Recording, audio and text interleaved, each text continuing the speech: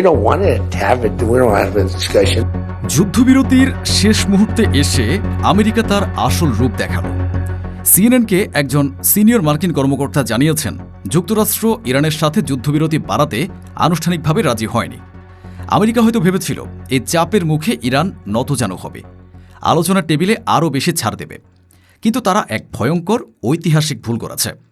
ইরানের বিপ্লবী guard IRGC এমন একটা পাল্টা হুমকি দিয়েছে, যা শুধু আমেরিকা নয়, পুরো বিশ্ব অর্থনীতিকে মুহূর্তের মধ্যে স্তব্ধ করে দেওয়ার ক্ষমতা রাখে।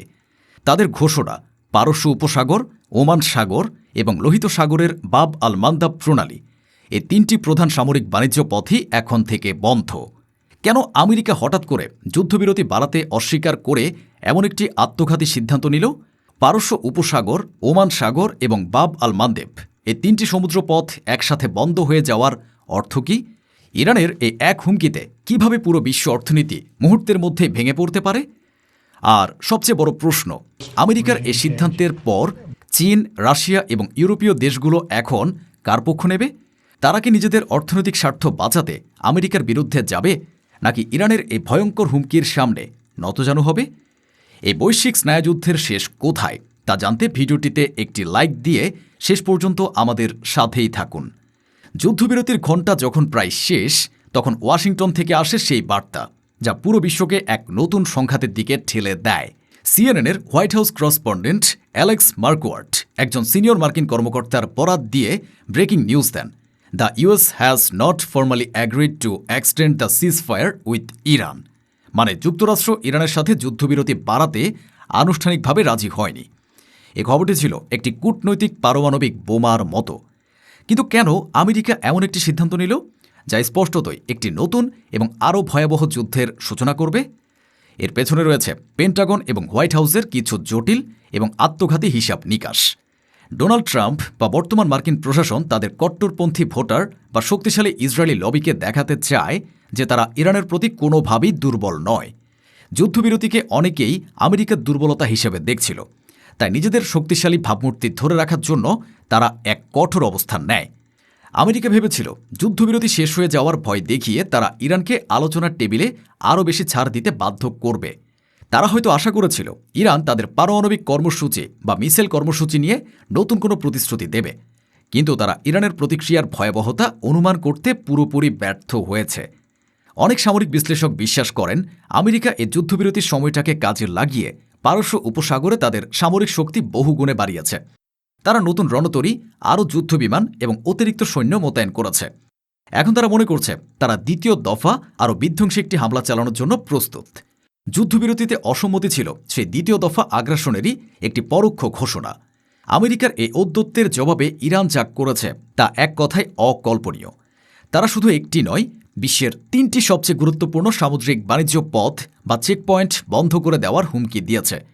ইরানের রাষ্ট্রীয় সংবাদ সংস্থা তাসনিম নিউজ এজেন্সির রিপোর্ট অনুযায়ী আইআরজিসির মুখপাত্র সর্দার আবদুল্লাহি এক বিবৃতিতে বলেছেন, এই পরিস্থিতিতে পারস্য উপসাগর, ওমান সাগর এবং লোহিত সাগরে কোনো ধরনের আমদানি বা রপ্তানি চলতে দেওয়া হবে না।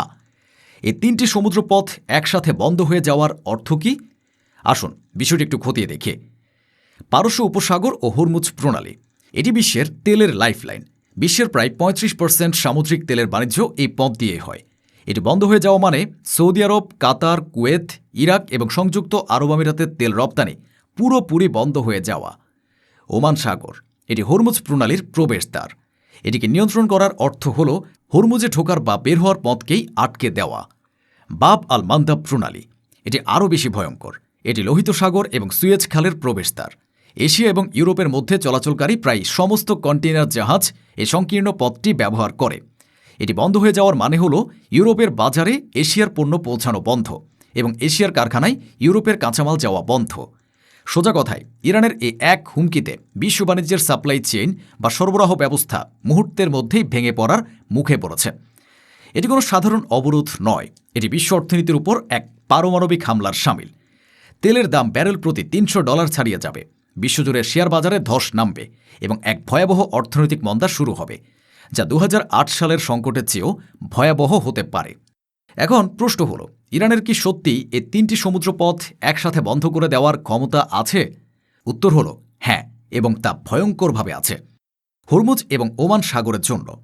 এ দুটি অঞ্চল ইরানের বাড়ির উঠানের মতো। এখানে আইআরজিসির হাজার হাজার স্পিডবোট, শত শত জাহাজ বিধ্বংসী মিসাইল এবং হাজার হাজার সুইসাইড ড্রোন প্রস্তুত রয়েছে। তারা যে কোনো জাহাজকে মুহূর্তের মধ্যেই টার্গেট করে ধ্বংস করে দিতে পারে। আর বাব আল মান্দাবের দায়িত্ব ইরান নিজে নেবে না। এই কাজটি করার জন্য তাদের রয়েছে এ অঞ্চলের সবচেয়ে অপ্রতিরোধ্য এবং বিশ্বস্ত মিত্র ইয়েমেনের আনসারুল্লাহ বা হুতি বিদ্রোহীরা। হুতিরা ইতিমধ্যে এ অঞ্চলে তাদের জাহাজ বিধ্বংসী মিসাইল এবং ড্রোনের ক্ষমতা দেখিয়েছে। তারা সৌদি আরবের তেল স্থাপনা থেকে শুরু করে মার্কিন যুদ্ধজাহাজ পর্যন্ত সব কিছুতে হামলা চালিয়েছে। এখন ইরানের সবুজ সংকেত পাওয়ার সাথে সাথে তারা বাব আল মান্দাব প্রণালীকে একটি জাহাজের কবরস্থানে পরিণত করার জন্য প্রস্তুত। ইরানের এই ভয়ঙ্কর হুমকির পর পুরো বিশ্ব এখন আমেরিকার দিকে তাকিয়ে আছে। তাদের পরবর্তী পদক্ষেপ কী হবে? কিন্তু বাস্তবতা হল আমেরিকা এখন তার ইতিহাসের সবচেয়ে একাকী এবং কোণঠাসা অবস্থায় পড়েছে। চীনের অর্থনীতির চাকা সচল রাখার জন্য তাদের তেলের প্রয়োজন, আর সেই তেলের প্রায় 60% আসে পারস্য উপসাগর দিয়ে। চীন কোনোভাবেই তাদের অর্থনৈতিক লাইফলাইন বন্ধ হতে দেবে না। তারা হয়তো প্রকাশ্যে আমেরিকার বিরোধিতা করবে না, কিন্তু পর্দার আড়ালে তারা ইরানকে সব ধরনের প্রযুক্তিগত এবং অর্থনৈতিক সহায়তা দেবে এবং আমেরিকাকে এই আত্মঘাতী সিদ্ধান্ত থেকে সরে আসার জন্য চাপ সৃষ্টি করবে। জার্মানি, ফ্রান্স, ইতালির মতো ইউরোপীয় দেশগুলো আমেরিকার এই একতরফা সিদ্ধান্তে ক্ষোভে ফুঁসছে। তাদের শিল্প এবং বাণিজ্য প্রায় সম্পূর্ণভাবে সুয়েজ খাল এবং বাব আল মান্দাব রুটের উপর নির্ভরশীল। এ পথ বন্ধ হয়ে যাওয়া মানে তাদের অর্থনীতিতে বিপর্যয় নেমে আসা। তারা শুধু আমেরিকার বিরোধিতা করবে না, প্রয়োজনে আমেরিকার উপর পাল্টা অর্থনৈতিক নিষেধাজ্ঞা আরোপের কথাও ভাবতে পারে। আর রাশিয়া, তারা এ সংকট উপভোগ করছে। তেলের দাম যত বাড়বে, রাশিয়ার অর্থনীতি তত শক্তিশালী হবে। এছাড়া আমেরিকা যখন মধ্যপ্রাচ্যে আটকে থাকবে, তখন ইউক্রেনে তাদের অভিযানকে চূড়ান্ত পর্যায়ে নিয়ে যাওয়ার একটি সুবর্ণ সুযোগ পাবে মস্কো। অর্থাৎ আমেরিকা ইরানকে একঘরে করতে গিয়ে আজ নিজে বিশ্ব থেকে একঘরে হয়ে পড়েছে। তাদের ঔদ্ধত্য এবং একগুঁয়েমির কারণে তাদের সবচেয়ে কাছের ইউরোপীয় মিত্ররাও এখন তাদের বিরুদ্ধে চলে যাচ্ছে। আমেরিকা একটি দাবা খেলা শুরু করেছিল, কিন্তু তারা বুঝতে পারেনি যে তাদের প্রতিপক্ষ শুধু ইরান নয়, বরং এ খেলার বোর্ডে চীন, রাশিয়া এবং এমনকি তাদের ইউরোপীয় মিত্ররাও তাদের বিরুদ্ধে চাল দিতে প্রস্তুত। ইরানের পাতা এ অর্থনৈতিক ফাঁদে আমেরিকা এমনভাবে আটকে গেছে যেখান থেকে বের হওয়ার কোনো সহজ পথই আর খোলা নেই। বিশ্ব এখন এক ভয়াবহ অর্থনৈতিক মন্দা এবং একটি সম্ভাব্য তৃতীয় যুদ্ধের দ্বার প্রান্তে দাঁড়িয়ে আছে। আর এর জন্য দায়ী থাকবে শুধু আমেরিকার ঔদ্ধত্য এবং তাদের বিশ্ব মডলিপনার অবসান না মানার একগুঁয়েমি। এখন চূড়ান্ত প্রশ্ন আপনাদের কাছে, আপনারা কি মনে করেন ইরানের এ পাল্টা হুমকি কি একটি মাস্টার স্ট্রোক, যা আমেরিকাকে আলোচনার টেবিলে ফিরে আসতে বাধ্য করবে, নাকি এটি বিশ্বকে একটি ভয়াবহ অর্থনৈতিক মন্দা এবং সর্বাত্মক যুদ্ধের দিকে ঠেলে দেবে? কমেন্টে আপনার সুচিন্তিত মতামত জানান, কারণ বিশ্ব অর্থনীতির চাকা এখন কোন দিকে ঘুরবে তা হয়তো আপনার উত্তরের উপরেই নির্ভর করছে।